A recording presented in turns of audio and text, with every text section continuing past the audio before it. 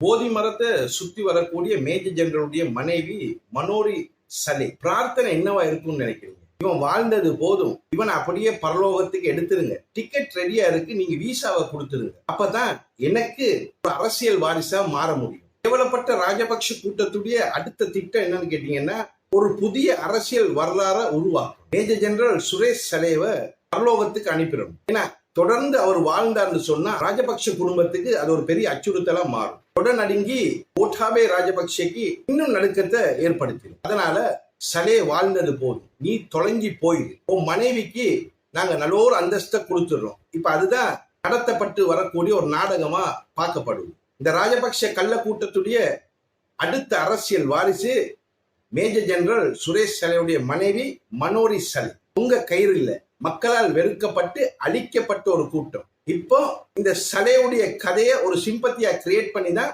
அடுத்த அரசியல் பயணத்தை முன்னெடுத்து போறதுக்குரிய முயற்சியில் இருந்து வரும். 2012ஆம் ஆண்டு தொடர்ந்து 19 வரையுமே முஸ்லிம்களை ஒரு கேள்விக்குரிய ஆக்கின கூட்டம் தான் இது. இதே கூட்டம் முஸ்லிம் சமூகத்தை தலைக்குனிய வச்சு கிறிஸ்தவ சமூகத்தை உயிர் பலி எடுத்துச்சு தன்னுடைய அரசியல் பயணத்துக்காக. இப்போ தன்னுடைய கூட்டாளிய பரலோகத்துக்கு அனுப்பிட்டு அவன் மனைவியை வச்சு அரசியல் பயணத்தை முன்னெடுக்கிறதுக்குரிய ஒரு கேவலமான முயற்சியில இருந்து வர்றதா தான் தகவல்கள் பேசப்படும். இங்கேக்குள்ள நம்ம பல வரலாறுகளை பிரட்டி பார்த்தோம்னு சொன்னா, கணவர்களை இழந்த எத்தனோ மனைவிகள் அரசியலுக்குள்ள வந்திருக்கிறாங்க. சிரிமாவோ பண்டார் நாயக்க, சந்திரிகா குமாரதுங்க, ஃபேரியல் அஷ்ரப், ஸ்ரீமா திசா நாயக்க போன்ற தலைவர்கள். அதுக்குள்ள இந்த மாதிரி ஒரு சாக்கனை நுழைது நினைக்கும் போது மனசுக்கு ரொம்ப வேதனையா இருக்குதா. ஒரு சமூகத்தையே குழி தோண்டி புதைச்சவனுடைய மனைவியா இருந்த பெண்மணி அரசியலுக்குள்ள வந்தா இன்னும் எத்தனை பேரை சாவுடைய விளிம்புக்கு கொண்டு போலான்றத யோசிச்சு பாருங்க. சுரேஷ் சலேக்கு ஒரு டியூப் வழியா சாப்பாடும் இறங்குது, தண்ணி வசதிகளும் இறங்குது. இதுவரையுமே உயிரோட தான் இருக்கிறாரு. ஆனா தூக்கு கயிறு அவருக்கு ரெடியாவே இருக்குது.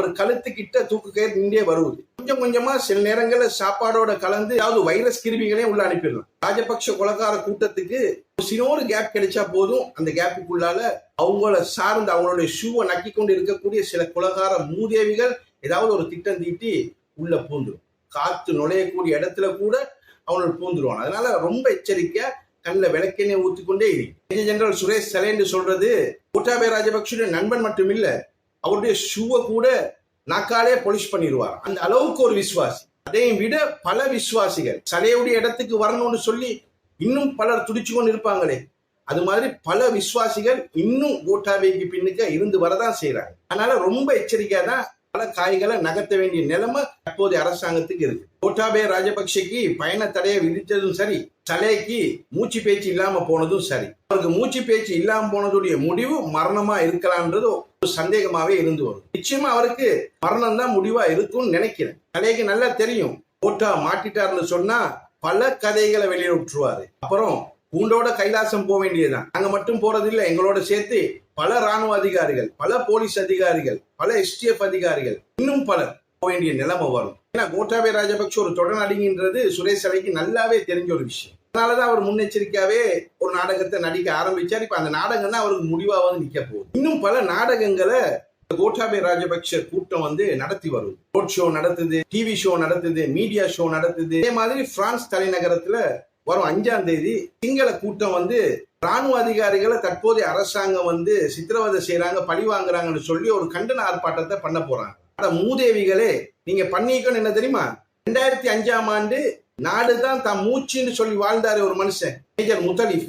அவரை அநியாயமா கொண்டாங்களே, அன்னைக்கு இந்த ரோட் ஷோவை நீங்க நடத்திருக்கோம். அன்னைக்கு போய் ராணுவ அதிகாரிகளை பழி வாங்குது, ராணுவ அதிகாரிகளை கொண்டு குவிக்கிறாங்க அப்படின்னு சொல்லி வீதி இறங்கி இருக்கும். அன்னைக்கு மௌனம் காத்தீங்களே. இந்த நேர்மையான அதிகாரிகளுடைய சாவுக்கு பின்னாடி உள்ள கதை தெரியுமா உங்களுக்கு?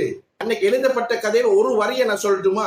ராணுவத்துடைய பல ரகசியங்களை, ராணுவத்துக்குள்ள இருக்கக்கூடிய சில விஷ கிருமிகள் பலருக்கும் கொடுத்து வரதா ஒரு விசாரணையை ஆரம்பிக்கணும், யார் யார் குற்றவாளிகள் கண்டுபிடிக்கணும்ன்ற ஒரு பெரிய முயற்சியில இருந்தவர் தான் மேஜர் முத்தலிஃப்.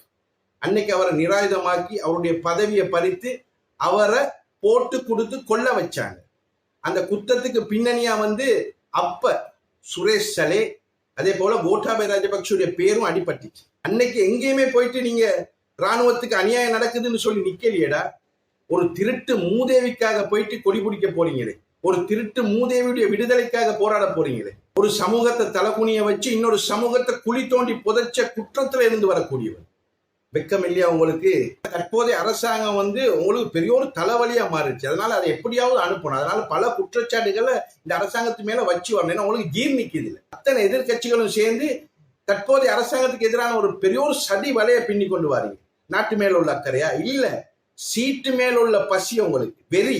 முதல்ல அந்த பசியையும் வெறியையும் தூக்கி குப்பையில போட்டுட்டு நடந்த அநீதிக்கு நீதி கிடைக்கிறதுக்கு தற்போதைய அரசாங்கம் போராடி வருவது தானே, அதுக்கு துணை நிக்க பாருங்க. பொய்யான பிரச்சாரங்களை முன்னெடுத்து மக்களுக்கு இடையில தற்போதைய அரசாங்கத்தின் மீது ஒரு வெறுப்பை உண்டு பண்ணி ரோட் ஷோ நடத்தி, மீடியா ஷோ நடத்தி, சோசியல் மீடியால பொய்யான பிரச்சாரங்களை முன்னெடுத்து போய் மெல்கம் கார்டினல் ரஞ்சித் தான் குற்றவாளி, ஷானி அபேசேகர் தான் ஒரு குற்றவாளி, ஷானி அபேசேகருக்கு அன்னைக்கு எல்லாமே தெரிஞ்சிருக்கு, ஏன் அவர் முடிவெடுக்கல? எப்படிடா எடுப்பாரு? முட்டாள்தனமான பேச்சு பேசுறீங்க. எப்படிடா ஒரு தனி மனிதனால முடிவெடுக்க முடியும்?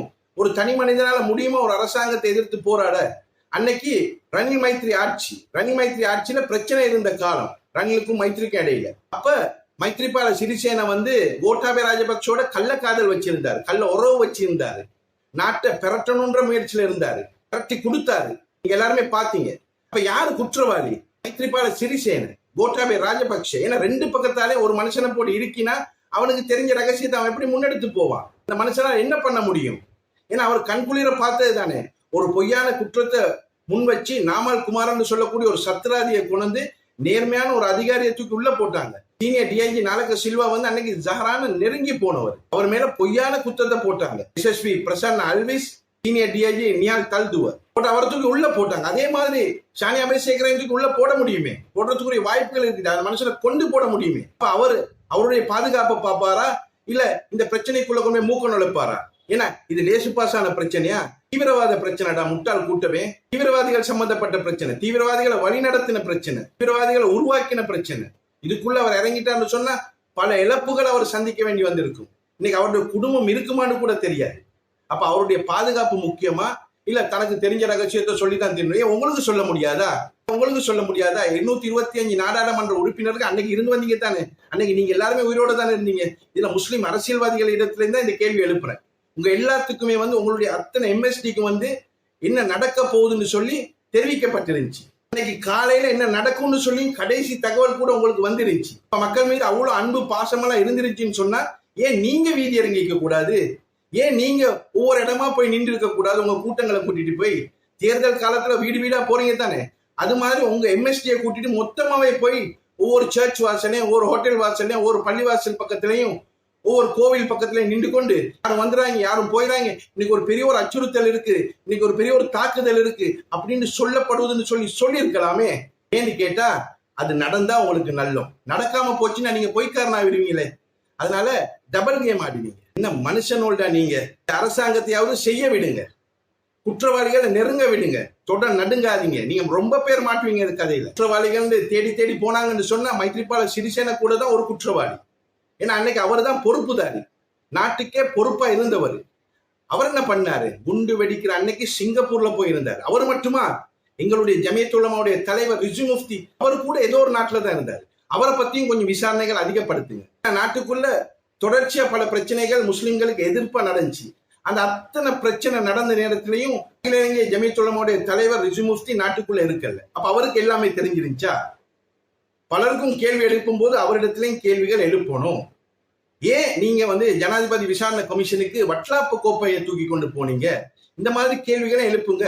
நீங்க ஜஹரான பத்தின தகவல்களை கொடுத்தோன்னு சொன்னீங்களே, அந்த தகவல்கள் அத்தனையுமே பொய்யாமே அப்படின்ற கேள்விகளை ரிஜு முஃப்தி மீதும் எழுப்புங்க. இங்கே ஏதாவது நீங்க தேடிக்கொண்டு போகக்கூடிய இந்த தேடலுக்கு ஒரு பதில் கிடைக்கும். இன்னைக்கு மைத்ரிபால சிறிசேன அவர்கள் சொன்ன ஒரு கேலி கூத்தான கதை தான் நான் Facebookல தான் பார்த்து தெரிஞ்சு கொண்டேன். அடே யாருடா இந்த கதையை நம்புவா? நான் சும்மா தெரியாம தான் கேட்கிறேன். நாட்டுடைய ஜனாதிபதி Facebookல பார்த்து தெரிஞ்சு கொண்டாராம். அவர்ட சப்பாத்த டெய்லி காலையிலே மாலையிலே இரவுலே நக்கக்கூடியவர் தான் வந்து அன்னைக்கு தேசிய புலனாய்வு முகமைக்கு தலைவராக இருந்த டிஐஜி நிலந்த ஜெயவர்தன். இவர் சொல்லியிருக்க மாட்டாரா? என்ன பபாவுக்கும் கதை இது. அதனால தொடர்ச்சியா உங்களுடைய விசாரணை வெற்றிகரமா கொண்டு போகும். பல தடுப்புகள், பல தடைகள் தொடர்ந்து வரலாம். ஏன்னா இது பயங்கரமான ஒரு பின்னணி உள்ள ஒரு கதை. அந்த கதைகள் அத்தனையுமே தள்ளி போட்டு நீங்க தைரியமா உங்களுடைய பயணத்தை முன்னெடுத்து போங்க. நிச்சயமா வெற்றி இருக்கு. ஏன்னா பல மக்களுடைய ஆசீர்வாதம் இதுக்கு பின்னாடி இருந்து வருது. அந்த அநீதிக்கு ஒரு நீதி கிடைக்கும். குற்றவாளிகள் சரியா மாட்டப்படுவாங்க, தண்டனைகள் சரியான அளவுக்கு நிச்சயமா அவங்களுக்கு கிடைக்கப்படும் ஒரு சின்ன நம்பிக்கை எங்களிடத்தில் இருக்கு. பொறுத்திருந்து பார்ப்போம். அல்லாஹ் யாப்பேரை நேர்வழிப்படுத்தணும். மீண்டும் சந்திப்போம். அஸ்ஸலாமு அலைக்கும் வரஹ்மத்துல்லாஹி தஆலா வபரகாத்துஹு.